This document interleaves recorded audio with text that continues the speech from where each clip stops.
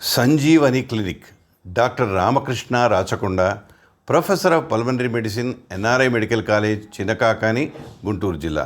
Clinic A1 Ramkuteer majestic, 3/13, Brodipet, Guntur, Andhra Pradesh. భారతదేశంలో స్వాతంత్రం వచ్చిన తర్వాత వైద్య సౌకర్యాలు మెరుగుపడ్డాయి. ప్రజల జీవన విధానం మెరుగుపడింది. జీవనకాలం పెరిగింది. జీవన ప్రమాణాలు పెరిగాయి. రోగ నిర్ధారణలో, చికిత్సల్లో విప్లవాత్మకమైన మార్పులు వచ్చాయి. సామాన్య ప్రజలందరికీ ఆరోగ్యంగా జీవించాలన్న తపన బలపడింది. వైద్యంలో ఎన్ని ఉన్నత ప్రమాణాలు ఉన్నా వ్యాధి నివారణ ఈ రోజుకి ప్రధానమైంది.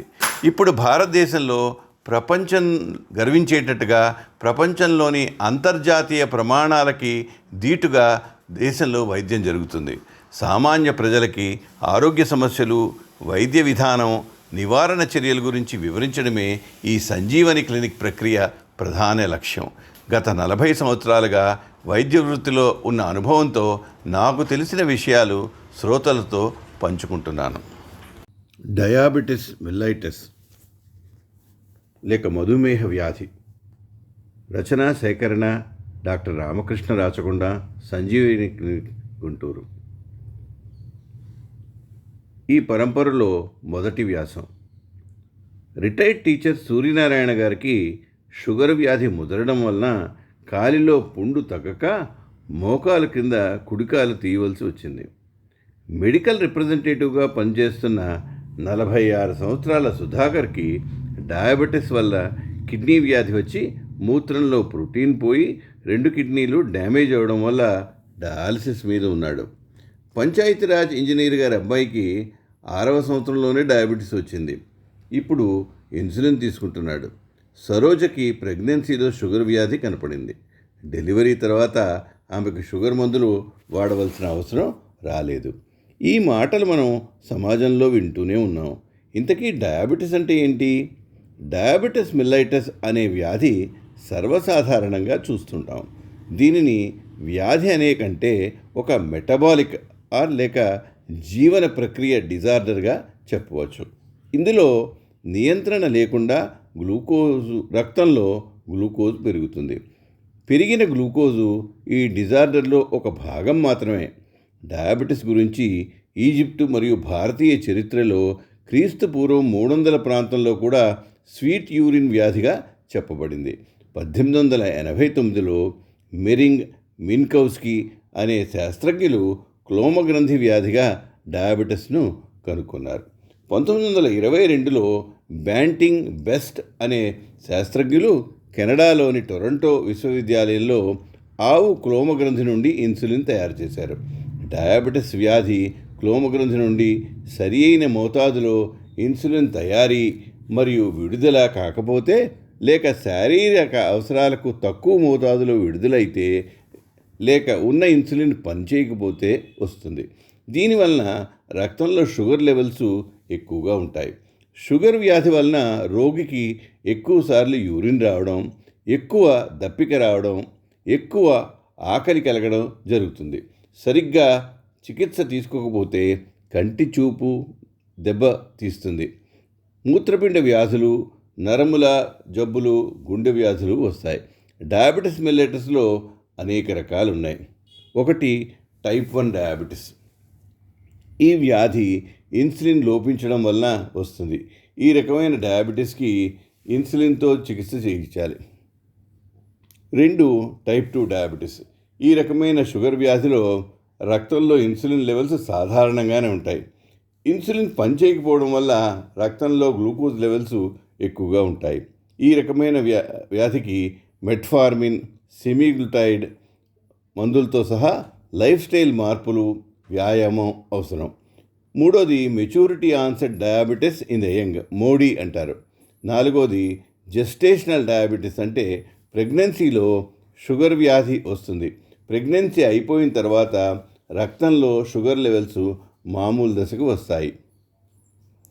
కొంతమందిలో ప్రెగ్నెన్సీ తర్వాత కూడా డయాబెటిస్కి మందులు వాడవలసి వస్తుంది.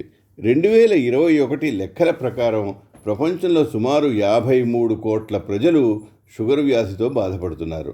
వారిలో 90% కంటే ఎక్కువ టైప్ 2 డయాబెటీస్తో బాధపడుతున్నారు. షుగర్ వ్యాధి లేక డయాబెటీస్లో లక్షణాలు ఎలా ఉంటాయి?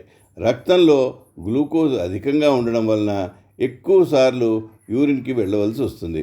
కంటి చూపులో సమస్యలు, మర్మాంగాల చుట్టూ క్యాండిడా క్రిమి ఇన్ఫెక్షన్ వలన దురద రావడం జరుగుతుంది.